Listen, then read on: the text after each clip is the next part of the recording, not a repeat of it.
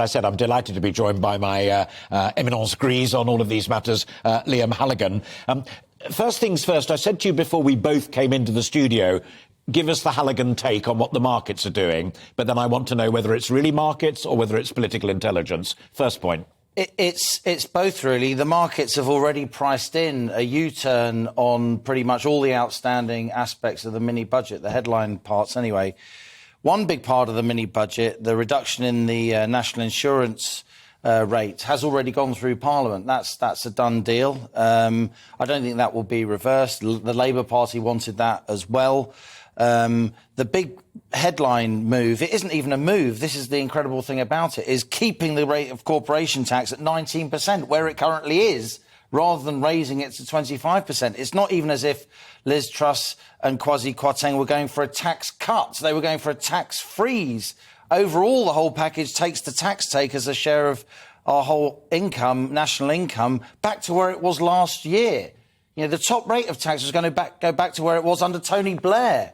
These are not extreme measures by any means. And yes, the Institute for Fiscal Studies and others say that they will have cost some money. Well, maybe. It depended on whether or not you've got growth. But of course, this is really all about the politics, and markets react to politics and emotion as well as numbers that you punch into spreadsheets, because all the numbers are forecast anyway. And all forecasting, in my experience as a professional economist, is partly political.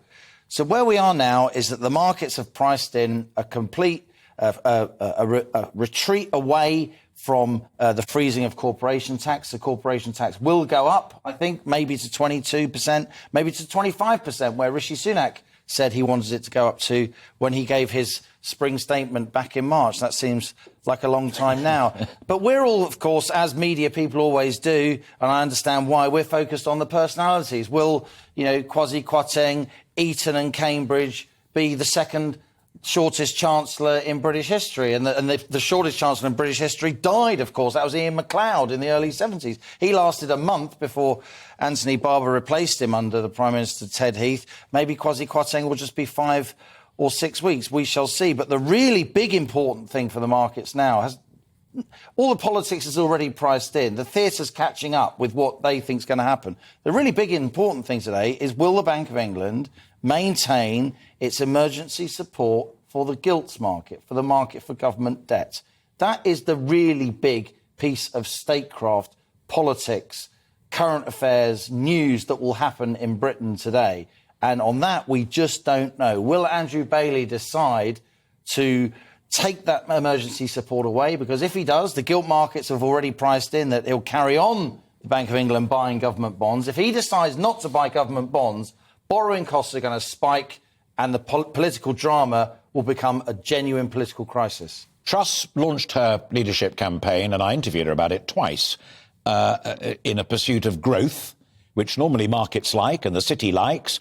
And now that's being reversed hand over fist, hand over fist. And if, as you rightly say, the idea of not increasing corporation tax, but putting it up 19 to 25, as Rishi Sunak wanted, it's not just the MPs scratching their heads about it. That's thousands of small business people out there, from chimney sweeps to bakers, chip shops pay who will be tax. paying more taxation, laundrettes pay will not be tax. employing other people, will not be expanding their markets and their businesses. Is that what the city really wants? That's why a lot of this, frankly, Alistair, and I use this word advisedly, is completely nuts. A lot of this is nuts. They did not want to go to some, you know, Hayekian sunlit upland of no taxation. They wanted to take taxation back from where it currently is, which is at its highest level for 70 years.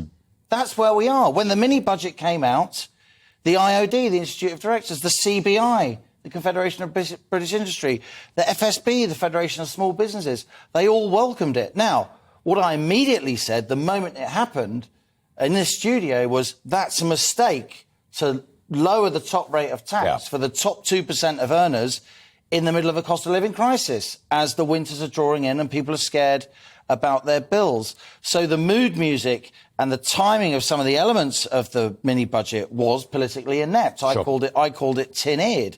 But I still don't think the overall package is deeply irresponsible the way it's being painted out to be. But the markets, they know that the political class have got the bit between their teeth. They know that the Tory backbenchers do not like Truss, and they've never really liked her. They know that the MPs were split three ways between Mordaunt, Truss and Sunak. They know Sunak's on manoeuvres. They know Mordaunt's on manoeuvres because they talk to some of the same advisors that we do. And so for me, this is largely about political drama and personalities than actual numbers. Yeah, but watch that movement on the bond markets, you say, because people on private pensions are pretty close to that argument. What we've seen just in the last few moments is that government borrowing costs have fallen back, and that will mean mortgage rates, as they ripple out across the economy, will come slightly down again.